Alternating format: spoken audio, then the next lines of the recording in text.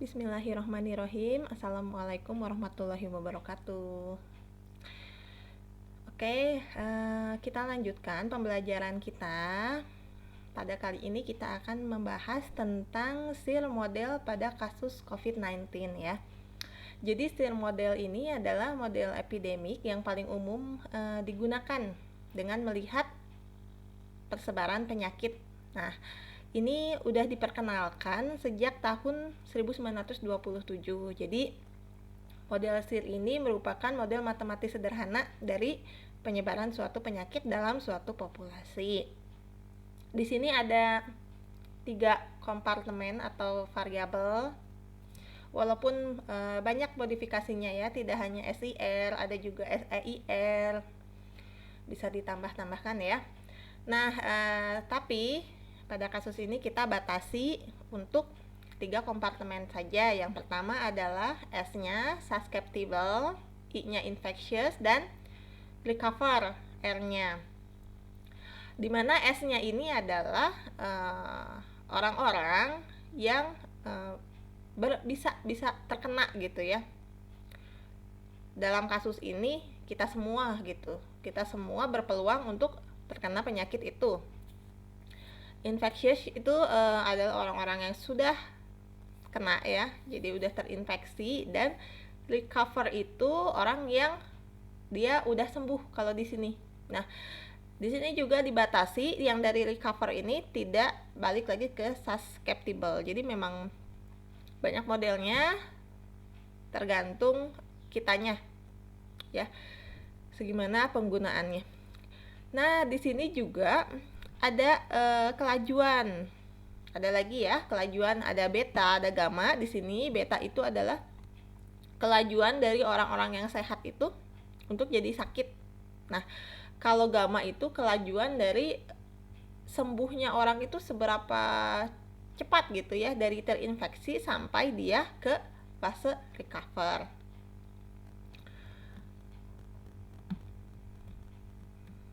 Nah, di sini kita lihat ada laju pertumbuhan berdasarkan waktunya. Di sini ada DSDT, ada DIDT, dan DRDT ya. DSDT-nya itu negatif, beta SI dibagi N. DIDT-nya itu beta SI per N dikurang gamma I. Sedangkan DRDT-nya itu adalah gamma kali I ya. Kita langsung saja lihat dari code programnya. Biasa buka Google Colab. Ini yang pertama kita akan coba model SIR tanpa ada social distancing. Jadi ini diasumsikan, banyak asumsi ya di sini, dengan kita tidak melakukan social distancing seperti biasa. Kita mulai. Kita di sini pakai library-nya NumPy sama SciPy ya.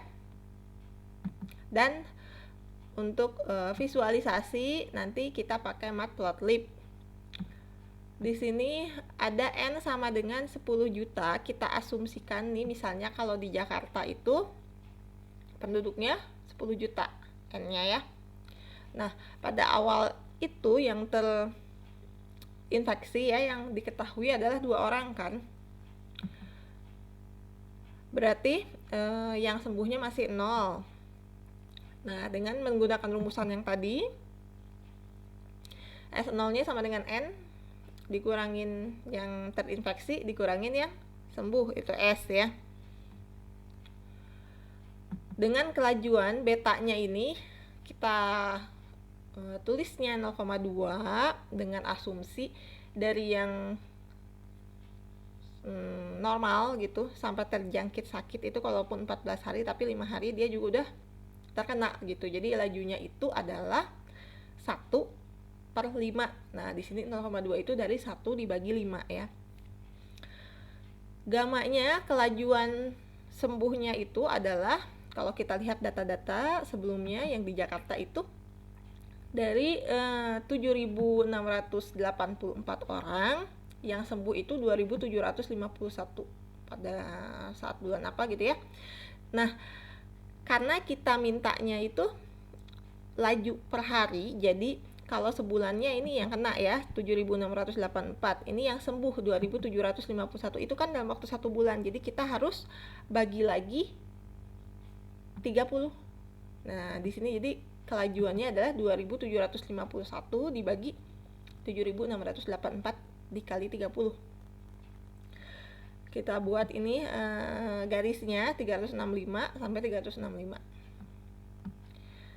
Oke, sampai ke rumusannya tadi yang ini, DSDT sama dengan negatif beta kali S kali I dibagi N. Nah, DIDT-nya beta kali S kali I dibagi N dikurang gamma dikali I ya.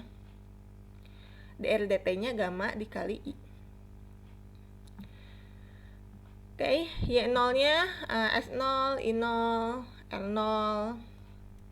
Dan kita mulai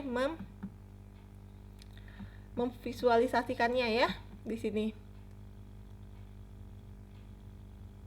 Dan label-labelnya. Oke, setelah kita lihat hasil outputnya ini ada di sumbu vertikal, ada number ya, ada times.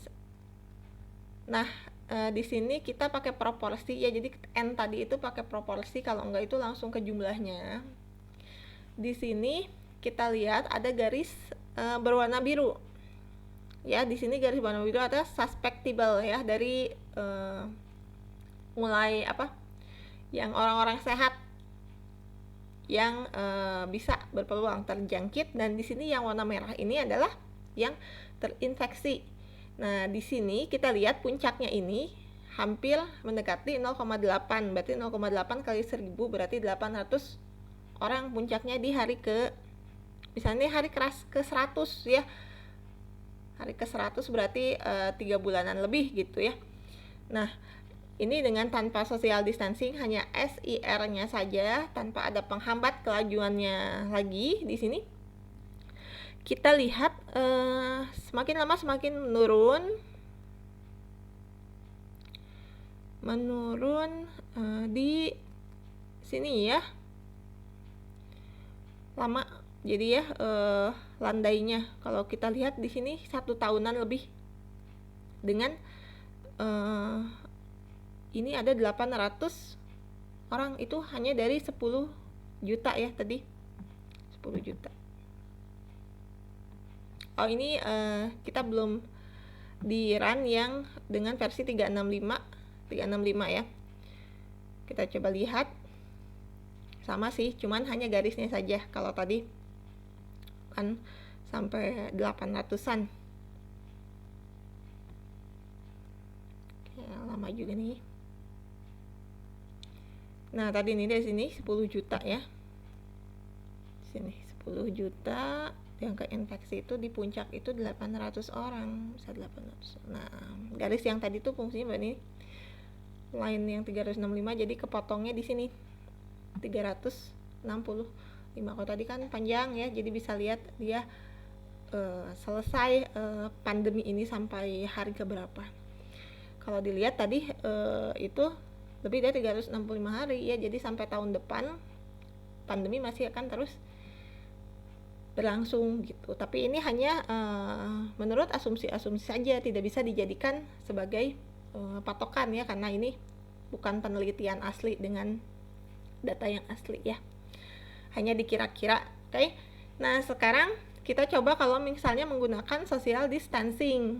Di sini kita nambahin lagi satu variabel, kita tambahin variabel namanya rho. Jadi rho itu adalah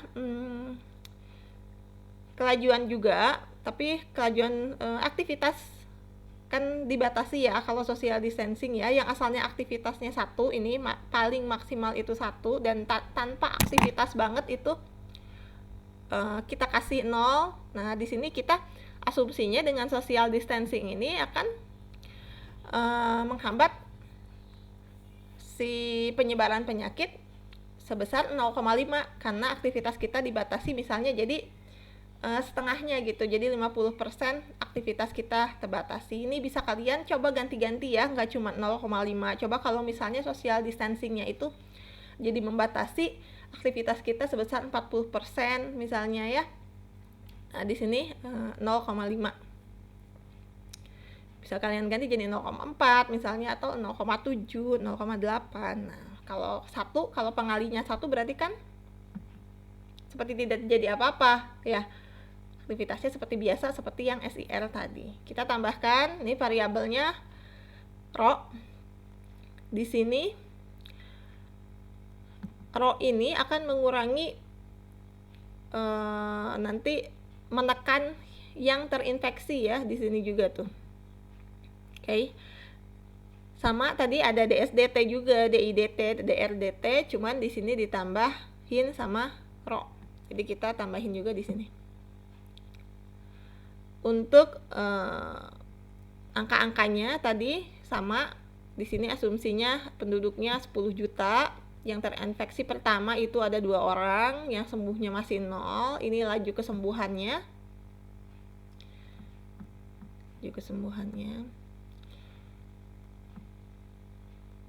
Kita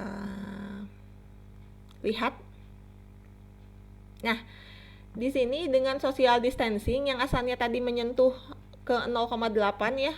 Ini kan 0,8 dengan social distancing di sini puncaknya itu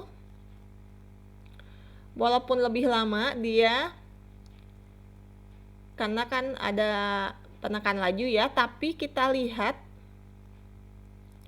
di sini hanya 0,6 alias 0,6 kali 1.600 ya. Di puncaknya itu 600 orang yang terjangkit, sedangkan di sini 800. Jadi social distancing ini kalau di pemodelan matematika ini kita lihat grafiknya sungguh bermanfaat untuk menekan jumlah yang terinfeksi gitu ya. Oke, itu tadi manfaat pemodelan dalam machine learning ya. Juga di sini adalah implementasi dari penggunaan kalkulus. Kita lihat manfaatnya begitu terasa ya kalau seperti ini ya. Dia bisa memodelkan suatu pandemi ya, kapan berakhirnya. Oke, sampai di sini dulu. Alhamdulillahirabbil alamin. Kita masih ada sih satu lagi ya yang dibahas untuk pembahasan SIL model COVID ini. Dicukupkan sekian. Wassalamualaikum warahmatullahi wabarakatuh.